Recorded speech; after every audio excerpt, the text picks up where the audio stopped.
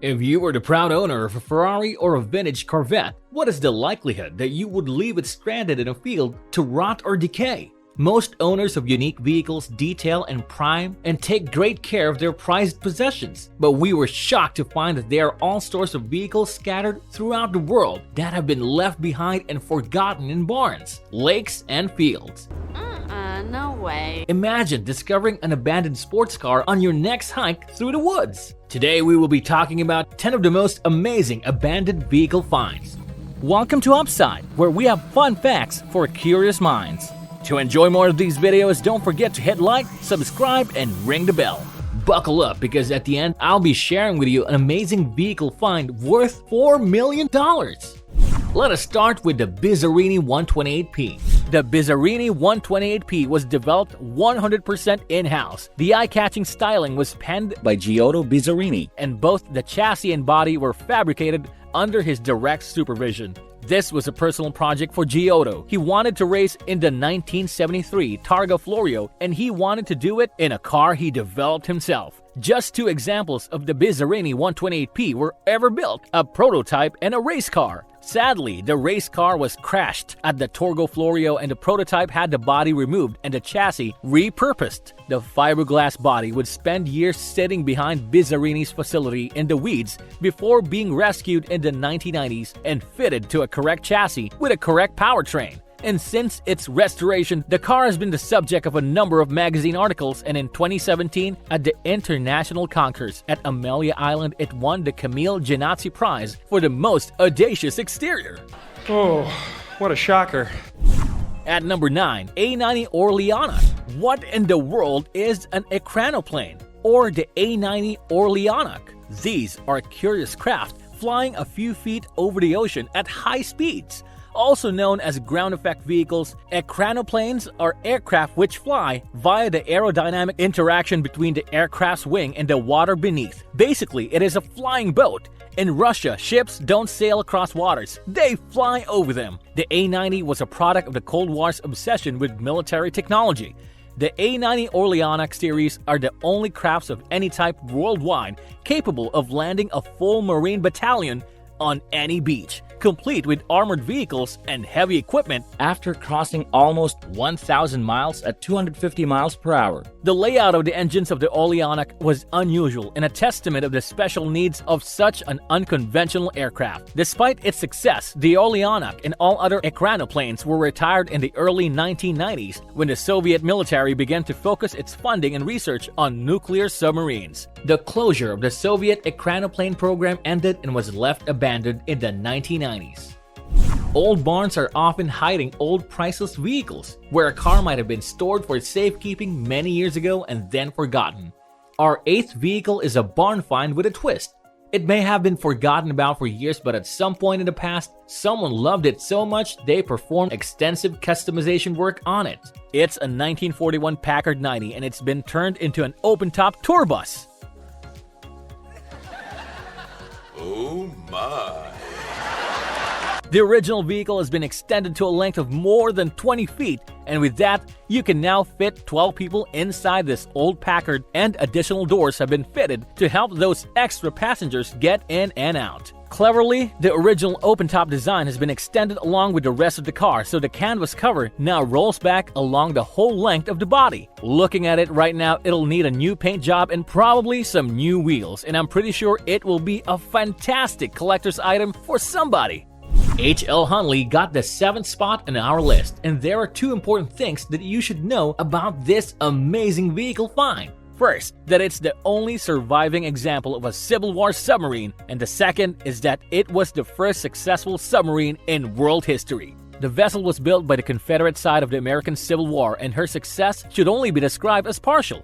The Hunley managed to sink a warship, but failed to completely submerge below the water as planned, and then sank before she could return to base. The 40-foot-long submarine was launched for the first time in July of 1863. Her final sinking was actually her third. She sank once during a test run a month after she launched, and again in October of the same year. Both times, the submarine was salvaged and repaired before being redeployed, but in February 1864, she couldn't be saved after the third sinking, close to the Charleston harbor. It wasn't until 1970 that underwater archaeologist Ellie Spence managed to locate the wreck of the submarine, and 30 more years passed before she was raised in August 2000. The H.L. Hunley is now on display on the Warren Lash Conservation Center in South Carolina, not far from where she was found. Let me share to you a story about a poor old 1950 Chrysler Imperial Sedan catapult. Mind you, this car had better days. In just over 30 years, the Chrysler had been in the care of a local car dealership. When the dealership went bust, nobody ever took over the site and nobody ever came to reclaim the cars from behind it as well. That meant the car stayed in the grassy mudlands behind that store for 3 decades. You might tell me, alright, there's nothing special about that, just a normal car being abandoned. But you have to understand that it was not just any old Chrysler. Its coachwork was done by one of the best Mexican coach builders, and the car is thought to be the last surviving example of his work. For that reason alone, someone should have been taking better care of it. But at least it was brought to the historic festival at Lime Rock Park in Connecticut in 2017, which was the first time the car had an opportunity to be appreciated by a wide audience in years. Well, actually, ever. Halfway through our list is the story of the Bugatti from the lake. For the locals around Lake Maggiore on the Italian-Swiss border, the mythology surrounding the Bugatti and the lake was well known. This particular 1925 Bugatti Type 22 Brescia Roadster used to belong to golden age of Grand Prix driver René Dreyfus, who lost it in a drunken poker game to Swiss playboy Adalbert Baudet in Paris in 1934. Happy and content, Adalbert soon left for home with his new machine. But with no cash in his pocket, he was unable to pay its import duties when he was stopped at the Swiss border. With a heavy heart, he walked away and he let the Swiss officials dispose his prize however they saw fit. During those days, a 10-year-old Bugatti wasn't of significant value, so officials chose to roll it into the lake with a resting spot of 173 feet below the surface of the water. It became one of those urban legends. Some believed it to be true that such a car had been dumped in the lake, but most did not. In the summer of 1967, when deep diving technology was able to overcome the fathoms of water pressure, a local diving club was able to see it for the first time.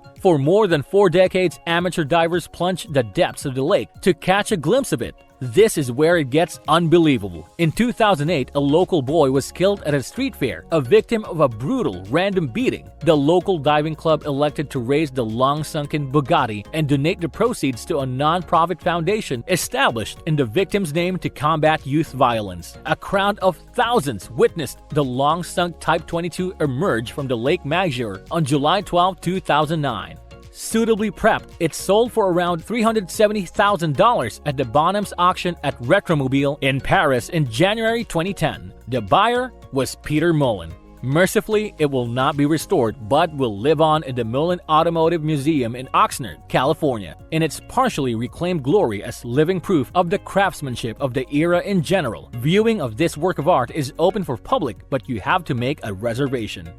In the 1950s, everyone was very excited about jet engines, fast, powerful, and futuristic. The influence of the jet age was visible everywhere, and the automobile industry was no exception. Because of that influence, vehicles like the 1958 Plymouth Tornado concept car were created. The Plymouth Tornado concept incorporated some of those missile-styling cues, such as the large tailwing, twin rocket-like exhaust, dual head fairings, and an aircraft nose. As a symbol of future American design, innovation, and style, the Tornado was a sneak peek at what the ultimate jet-powered or turbine engine cars of the next decade would look like. The Tornado was shown off at the car shows for the next few years, but found itself in private hands in 1974 when it was bought by a wealthy retired sports star. Unfortunately, just 2 years later, he passed away and the car spent the next 30 years in a field outside his home. By the time it was tracked down and identified, it had mice living in the hoses and a hornet's nest in one of the seats. Fortunately, an experienced collector was found by the name of Moses London. He spent the next 5 years painstakingly restoring the Tornado by hand. Looking at it now, you'd never know it had been neglected for a single day. Now that's something.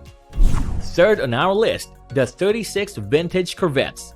Upsiders, imagine winning 36 Corvettes, one from each of the first 36 years of the iconic sports car's history, beginning in 1953. What an experience, right? That's exactly what happened to Dennis Amadeo in 1989. A carpenter in Long Island who won cable TV network VH1's contest to give away all of the Vettes to one person. Soon after his winning, he sold the vehicles to German-American artist Peter Max, and the cars ended up stored in New York City garages for the next few decades. Now, the cars, which came to be known as the Lost Corvettes, since they were hidden from public view for so long, will be given away again, this time to 36 different winners. The Corvettes can now be viewed in an online virtual and interactive auto show that allows people to read each individual car engine specs, hear the sound of the engine, listen to the car radio that plays the hit song from the model's year, my baby does the hanky-panky,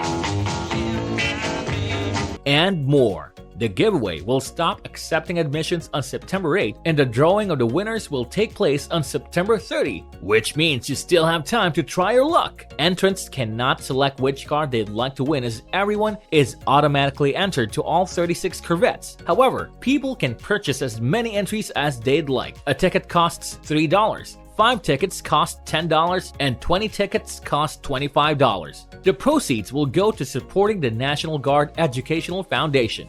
And coming in at number 2, Blue Ferrari 488 GTB. This Blue Ferrari 488 GTB, with a value of around $400,000, caused the British police to scratch their heads in puzzlement in May 2017. This supercar was found dumped in the middle of a field near Huddersfield in Yorkshire, England. From how the car looked, it was immediately apparent that it had crashed. There was a hole in the fence on the road, and the car had sustained damage to the front right-hand side. But the damage was nowhere near bad enough to write the car off. So the question is, why would the owner of the car run away and leave it behind instead of phoning for assistance? Sad to say that it hadn't been reported stolen, so criminal activity wasn't suspected, and without a crime to investigate, there was a limit to what the police could do with the car. So they took it in and placed it in temporary storage. It's thought that it's still there today, and if nobody comes forward to claim their outrageously expensive vehicle, it will eventually go to auction, and someone is likely to get a Ferrari at a bargain price.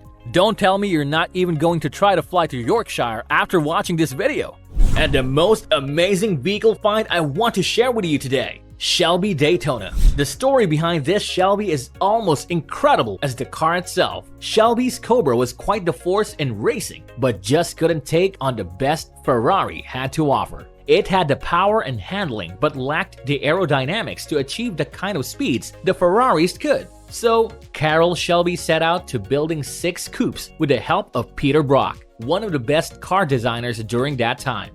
Enter CSX 2287, the very first one built. It was the only one that was built entirely by Shelby in America. The other 5 were built in Italy. After dominating in the 1965 racing season and setting a land speed record, this car was then retired. In late '65, it was sold to the founder of Ruskits, a slot car manufacturer, for $4,500. A year later, it traded hands, this time to Phil Spector for around $12,000. Spector drove it on the streets for a while, but proved to be too uncomfortable for street use, and it cost Spector so many tickets that his lawyer eventually suggested he get rid of it. He eventually sold it to his bodyguard, George Brand, for just $1,000. And this is where the story begins to get interesting. No one knows why or exactly when, but at some point in the early 70s, Brand gave the car to his daughter, Donna O'Hara. She then hid it away in a California storage unit. It didn't take long for the rumors to start as to what happened to this Shelby. Some claimed that it had been destroyed, while others said that Carroll Shelby had it hidden away somewhere.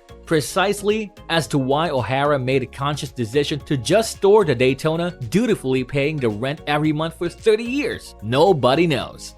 Over the years, interest mounted around the car, and she received several offers for it, but she always refused. As a result, the CSX 2287 remained untouched from 1971 to 2001. With the help of a lawyer, car collector and retired neurosurgeon Frederick Semyon finally managed to convince Donna O'Hara to sell him the car for an amount he'd rather not disclose, but is believed to be around $4 million.